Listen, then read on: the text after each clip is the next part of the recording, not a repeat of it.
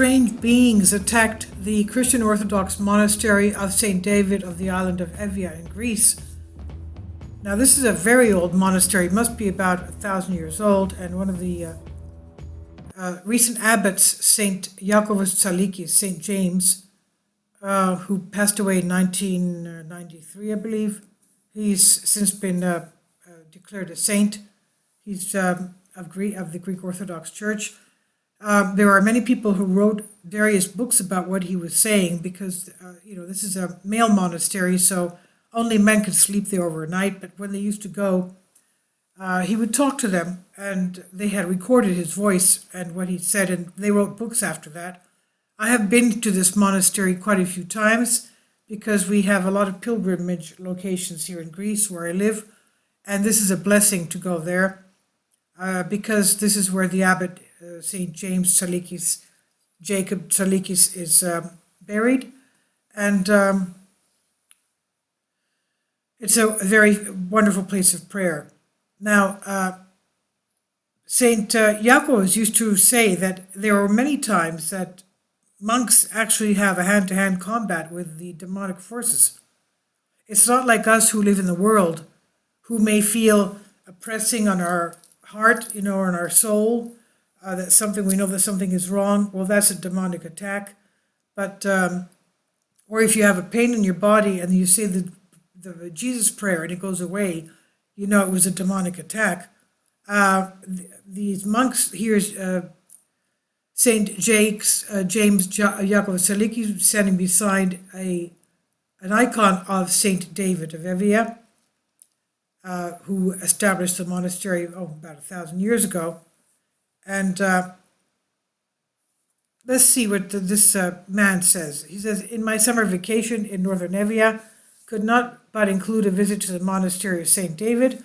I had already researched from the internet about the monastery and a few things about the blessed Saint Elder James Iakovos Jacob, who passed away, recently, 1991.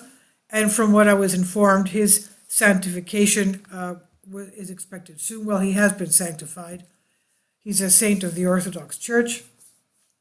After the pilgrimage to St. David, the writer says, and the tomb of the elder James, and shortly before my departure from the monastery, I bought a book which I believe most of you have read during your visit to the saint. It's written by the fathers of the monastery and concerns the life and the wonderful work of Elder James, Jacob Tsalikis. I confess that only a few days ago I knew almost nothing about the elder, and I suddenly had a desire to immediately start reading his biography. I have read it, his biography, and it's just blessed. Until I came across an incident where the elder was telling about an attack he received from some strange beings in the form of human animals, hybrids, animals, etc. The invisible knowledge, we had previously uploaded an article with St. Paisios where Mount Athos ascetics described an incident of the elder where he saw NEPHILIM. I think something similar happened to Elder James, and I felt that the desire to share the following text with some comments of my own. I repaired the rooms of the monastery one day just before noon. Because I was tired, I lay down on my cot in a room to rest a bit. This is what the elder wrote. Suddenly the door opened and a soldier with some old leggings came in violently. He had only one eye on his forehead and was shouting wildly, "So there you are. Now you will see what you will suffer." And with him entered the room about 18 demons in various forms like humans, monkeys, etc. They rushed at me and started beating and torturing me. I tried to make the point of the cross, the sign of the cross, but 3 of them were holding my hand and one of them was opening my fingers so that I could not form the point of the Orthodox cross with my 3 fingers. The beatings and sufferings I suffered were not described. My blood flowed from my mouth and nose, lips swollen, my beard and hair were plucked,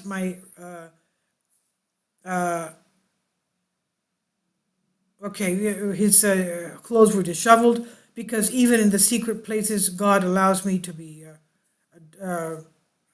tortured, he said. My fingers were twisted, my shoulder almost outstretched, and my ears to hear their hateful words. One of them said to me, "Do you see me? I am the one who grabbed you. by the throat, and I do not let you read clearly. The other said, I am the one doing this to you, etc. Everyone also mentioned the temptations they caused me. At some point, I was finally able to release my hand, and I made the sign of the cross, and the demons immediately jumped out of the window and left, leaving me half dead, he said. I packed my clothes and went downstairs to the kitchen, where there was a pilgrim grandmother. As soon as she saw me, she was scared. You did not go upstairs, grandmother, to help me. The demons were ready to do away with me in the wood, I told her. There's woods around there, there's forests. She told me, I heard you, Father Jacob, knocking and making noise, but I thought you were working and that you were knocking because you were doing some kind of carpentry. The story was told by the elder James and is understood to be completely true and recorded in the book published by the fathers of the Holy Monastery, St. David, in 1996. I've read that book, by the way. We will analyze what exactly were these creatures that St. Elder James saw in one of the rooms of the monastery, referring to various documents. Dorotheus of Monastery enlightens us that the Holy Fathers disturbed demons to any strange creature they saw and did not understand. This is what they wrote in 1631. In other words, any strange creature that they saw, like a hybrid or a NEPHILIM, they called them demons. Okay? Now, this is what they wrote in 1631. He killed many people in the name of Poseidon and other demons. As we see, it identifies material beings with incorporeal beings like the demons, causing many to be confused in their research. Saint Gerondas Jacobus, Saint James, who had this experience, also tells us that one of the many creatures that had visited him in his cell only had one eye on his forehead. Probably this creature was something of a cyclops. And this is what we read below in the continuation of the manuscript by Dorotheus Monevasias from 1631. It says, a child was also born in Antioch, and they had only one eye in the middle of the forehead. He had 4 arms and 4 legs. Greeks, giants, Tavromata, unicorns, Paphlagonians, Persians, Tartars, Canaan heads, dog heads, monkeys, some of the genera that lived in the areas of ancient Egypt and ancient Ethiopia. Dorotheus writes that in his text, monkey, which was also mentioned by Elder James, the demons mentioned by the elder were about 18, and according to his description, they took various forms. It's worth noting that in Genesis of the Nephilim is 17 in number. All the tribes of the Nephilim mingled with the people where the various tribes of Ran were created, and the Ran were also called descendants of the union of the ancient gods, or Nephilim, with humans, and they lived among humans for many years until those of them who could not change their form at all, at will, began to disappear so as not to reveal the secret of their existence and their brotherhoods.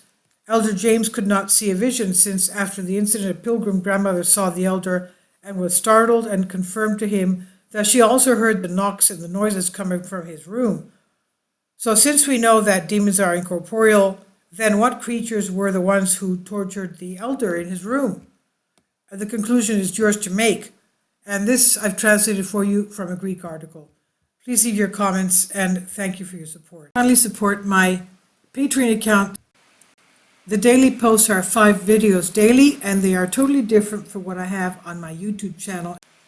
Thank you so much for your support, and that you find all my content so interesting. You'll find the Patreon account details in the description box below.